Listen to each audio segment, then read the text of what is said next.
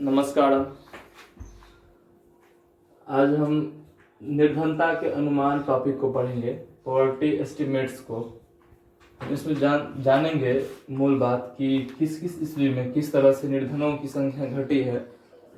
ऐसे लोग जो बिलो द पॉवर्टी लाइन है, जो गरीब लोग हैं, उनकी संख्या कितनी कम हुई है और वह रेशियो या परसेंट क्या है।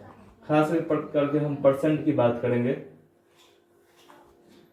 भारत में जो निर्धनों की संख्या है वह 1973 से लेकर के 1993 के बीच 73 से लेकर के 1993 के बीच कमना शुरू हुआ और उसका प्रभाव देखने के लिए मिला।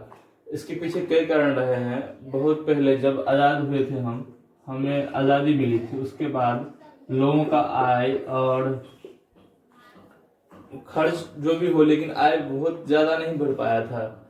हालांकि 1973 के आसपास वह काफ़ी बेहतर हुआ कई कारणों से। भारत में ग्रीन रिवॉल्यूशन हुआ, उद्योग धंधे लगे और 93 के बाद से यह काफ़ी तेज़ी से बदला है, क्योंकि ग्लोबलाइजेशन के कारण भारत ने विश्व के अलग अलग देशों के जो कंपनियां थी उनको भारत में निवेश करने के लिए कहा, जिसे FDI कहते हैं।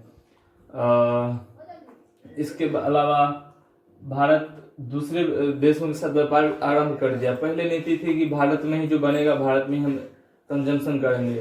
व्यापार होती थी, लेकिन बहुत कुछ पाबंदियों के साथ व्यापार हुआ करती थी, तो उसमें हमारा जो इनकम था काफ़ी कम था। और अब देखें कि 2000 ईस्वी से लेकर के अभी तक में कितना बदलाव आया है। हालांकि ये 1990 में ही ग्लोबलाइजेशन स्टार्ट हो गया था, जिसमें एक गांव की कल्पना की गई थी कि विश्व एक गांव है और सभी विश्व के देश एक दूसरे से जुड़े हुए थे और एक दूसरे पर निर्भर थे किसी न किसी कारण से। तो 1973 से 1993 तक में काफ़ी कम हुआ और यह आंकड़ा तीन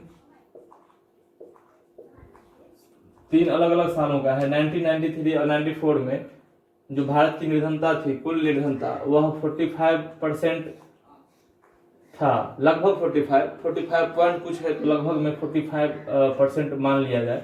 जिसकी संख्या कहें तो वह 403.7 मिलियन था। परसेंट में टोटल 45% और मिलियन अंकों में संख्या में कहें तो 403.7 मिलियन था, जो घट करके 2004 और 2005 में 37.2% आ गया था। इससे लगभग आप 37% मान सकते हैं। लेकिन अब देखें संख्या में कितना का अंतर है। ये घटने के बदले परसेंट तो घट रहा है, लेकिन संख्या इसका बढ़ा ही है। 407.1 मिलियन है, यहाँ पे 403.7 मिलियन था, यहाँ पे 407.1 मिलियन है। इतना का अंतर आ रहा है। क्यों आ रहा है हम इसके बाद बात करेंगे, लेकिन परसेंट घट रहा है। 2011 और 2012 के बीच यह घट करके पॉवर्टी का जो रेट था परसेंट, वह घट करके 21.9% पर आ गया और संख्या में भी काफी गिरावट देखी गई। 269.3 मिलियन ही रह गया। 2004 से 5 और 2011-12 के बीच में इनकी जो संख्या है घटने की निर्धनों की, वो जो पुअर पर्सन है वह उसका रेट रहा है 2.2%। यह 2.2% के रेट से घटता रहा और 2011 और 12 में यह 21.9% आ गया। अब देखें तो यह 19-20 अब जो आंकड़ा आएगा इस साल 2020 में, वह 2019 और 20 का आंकड़ा आएगा। और अगली साल यदि हमें आंकड़ा मिले अगले साल के अंत में या फिर 2022 में, तो 20-22 का आंकड़ा मिलेगा मुझे लग रहा है। तो इसमें ये काफी कम हुआ होगा। लेकिन इसमें इस कोरोना पेंडेमिक में जो स्थितियां चल रही है, उसमें निर्धनों की संख्या फिर से बूम करके आगे की ओर बढ़ेगी। पक्का है, परसेंट भी बढ़ेगा और संख्या भी बढ़ेगी, क्योंकि कई करोड़ लोग हैं ऐसे जो बेरोजगार हो गए हैं और वह गरीब पहले नहीं थे, गरीब से हटने की कोशिश में थे कि गरीबी लाइन से हम ऊपर खड़ा हो जाए, गरीब नहीं कहलाएं, या फिर ऐसा प्रयास रहा था उनका कि इतना धन कमा ले कि हम गरीब नहीं हैं, गरीबी में जीवन नहीं जिए। लेकिन अब फिर से उनको ये परिस्थिति ने गरीब में ला दिया है, धकेल दिया है। जो पहले से ही गरीब थे उनकी स्थिति और भी दयनीय हो गई है। तो ये पक्का है कि अब जो रिपोर्ट आएगा वह हो सकता है कि जो रेट घटने का था उससे काफी ज्यादा हो जाए, खास करके मार्च 2020 से अभी तक की जो स्थितियां चल रही है। हालांकि स्थिति सामान्य नहीं हुआ है, कुछ लोग रोजगार पर वापस गए, काम पर लौटे हैं, लेकिन फिर भी स्थिति पहले जैसा ही बना हुआ है।